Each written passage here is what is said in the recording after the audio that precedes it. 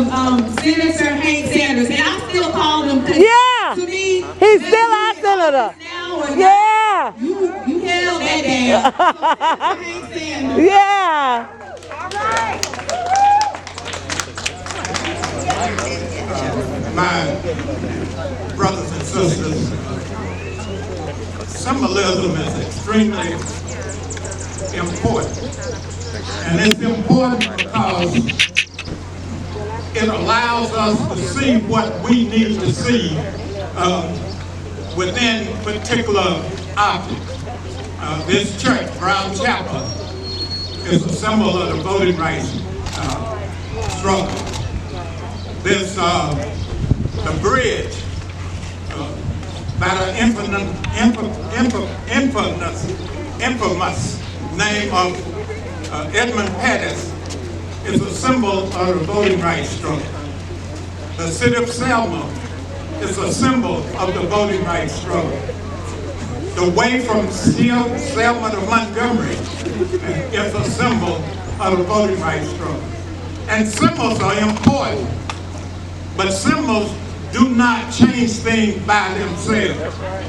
Symbols help us to feel, help us to see, help us to frame things, help us to move folks on another level. And so they are important. And therefore, this motorcade from Selma to Montgomery is filled with those symbolisms. So it's just important that we know that. It's important that we get the House Bill 1 passed. It's important that we eventually get the John Lewis Act, which was House Bill 4, passed. But you know, ultimately, every time you change something, they change something. That's it. So it's important to have all of the laws in the world, but even when you have those laws, you're going to have to work harder than anybody else. You're going to have to work longer than anybody else. You're going to have to work better than anybody else. You're going to have to work smarter than anybody else to be able to change the things that we need to change. And my wife, 5-year-old Ray, loves to say that there's always the law of circumvention. Didn't we think after that election that we were on our way? And after the election, we elected a president, we elected a Congress, we elected a Senate. We thought we were on our way. But within days, they began to implement the law of circumvention. That's why 350-some bills have been crafted and introduced and considered. And but y'all hurry up and do what y'all gonna do. So I just want to stop and end with this. Frederick Douglass said hundreds of years ago, I don't remember exactly how many it was. I guess it was 18-something, so it was more than 100, maybe less than 200. He just said that power conceives nothing without a struggle. It never did and it never will.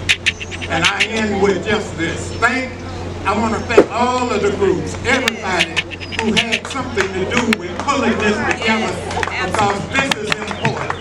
And we're going to go ahead and go from here to Montgomery, people all over the country are doing the same thing.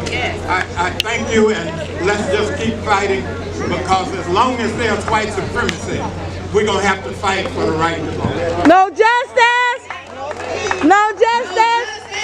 No peace! Yes. We're going to keep rolling because we have a hard stop at 1:45 so that we can get to that bridge. Our security detail is waiting on us, so we're going to keep rolling. So next up, we have Commissioner Sheila Tyson. All right.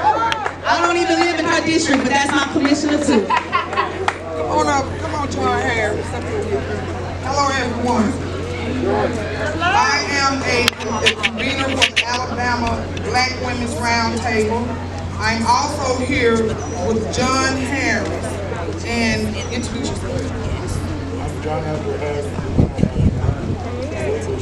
I can't hear you. My name is John Andrew. I'm from Lee County, Alabama.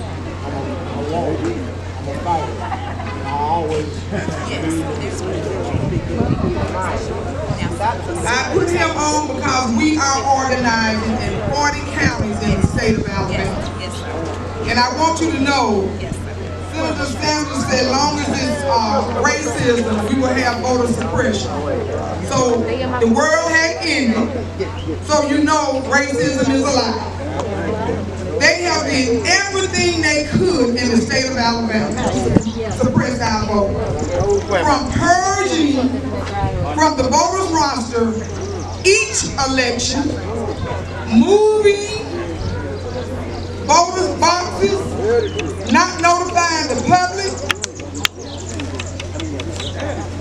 changing from Democrat to Republican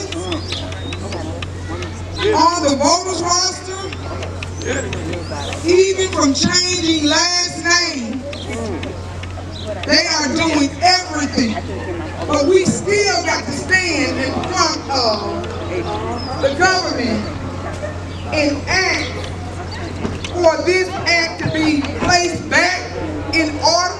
It should have never been messed with. Amen. It needs to be a permanent law. That's why they are able to go in and change because it's nothing permanent. They go in every, 20 years, and they have to reinstate it. That should not be possible. It needs to be permanent. They know that they are racist. They know that racism exists. They know it's not going nowhere. So why not fight for a permanent? That's it. That's it. We want it reinstated. And we want it now. Reinstated permanently to where it can't be changed. We don't want it later. We want it now. We want it now. Now. Yeah. We should not have to plead. We should not have to beg. We should not